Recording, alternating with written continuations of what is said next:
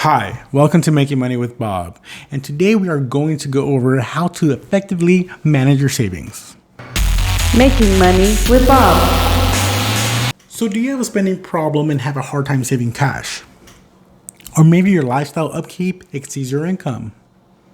Or maybe you just consider yourself financially unhealthy? By the end of this video, you'll have a comprehensive budgeting plan that will optimize your savings. So I think what usually happens is that our consumer society propels the average consumer to spend far more than is financially healthy. I believe in 2019, the average credit card debt was north of $5,000, with the average consumer carrying around 4 different credit cards. That's an obvious problem if you want to be financially healthy. What are the reasons why you would want to start allocating towards a savings fund? There are plenty of reasons, and the most frequent would be something like an emergency fund for unplanned events. You may have a family emergency, your car might break down, or something in the house breaks. You need to have a savings fund in order to pay for these things. Or maybe you're saving towards the purchase of a car or a home loan. Are you going to need savings in order to get that APR down and not pay so much on interest? Or maybe you're actually thinking about your kids and thinking about the future, and you don't want to financially burden them with student debt, which is the biggest problem right now. Or maybe you're actually thinking about retirement. If you are thinking about retirement, well, now is the time to start allocating towards a savings fund or a retirement account. Those are some of the reasons why you would want to start a savings account.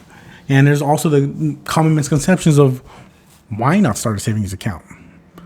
I think sometimes we like to think that saving money is just allocating a certain amount of cash towards a savings account, when it actually should be a little more complicated than that. If you want to actually have effective savings, you're going to need a very well thought out budget. When you start doing that, you actually start noticing how much you're actually saving a month, thereby knowing your savings rate. So it's a little more than just putting X amount of dollars towards a savings account. I think another thing is that people tend to think that savings is for people that are cheap. Actually, frugality is just a byproduct of successful budgeting. When you start prioritizing your savings, you start noticing that you need to cut down expenses. Again, it's not just putting money aside, is actually thinking about it and getting to that point where you want to start increasing your savings or even investing. But that's later down the road when you actually paid off your debt. Another common misconception is that if you start saving, you cannot have any fun. Well, that's not true, because you can still have the same amount of fun if you're being proactive about your finances, actually having control of your finances. Not only are you going to start saving, you're going to start knowing how much money you can have for purchases and entertainment. Control doesn't equal that it's not fun. Control means freedom. It's better than fun. So from a 30,000 foot view, to get a good grasp on your financial health, you want to calculate your net worth. Now, your net worth seems a little intimidating. It simply is adding up all your assets and subtracting your liabilities. What are your assets? Your assets are anything that you own. It can be automobiles, it can be real estate, the cash that you have in your savings and checking accounts.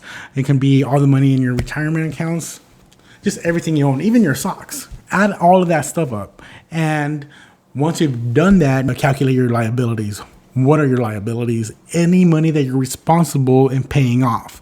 So that can be student loans, that can be your credit card debt, that could be your mortgage, any money that you owe. It could be the mafia, whatever it is. You owe all of this, and this has to be calculated before you actually know your net worth. So now that you have your assets and your liabilities, subtract the liabilities from your assets, and now you have your net worth. It could be that you have a negative number. It can be that you're zero. It can be that you're a positive number. Whatever it may be is going to give you an idea of where you're at with your finances.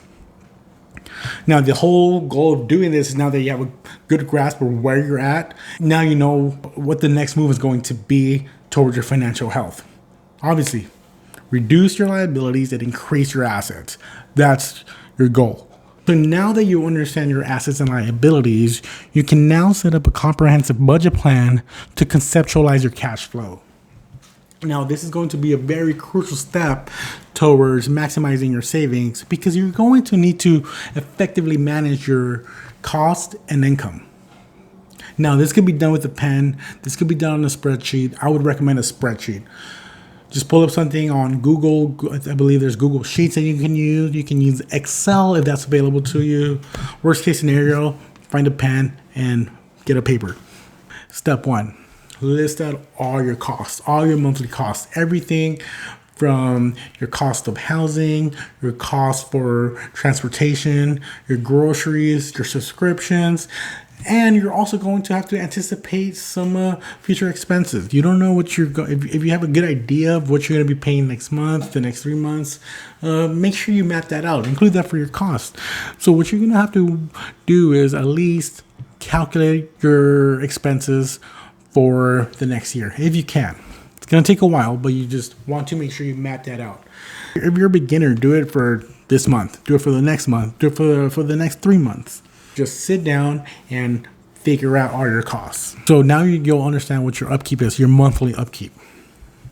What is the bottom line? What is the minimum cost for you to continue your lifestyle?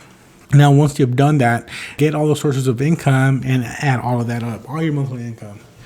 Once you have both these numbers, you'll know exactly how much you can allocate towards your savings. Maybe it's 0%. Maybe you're not there yet.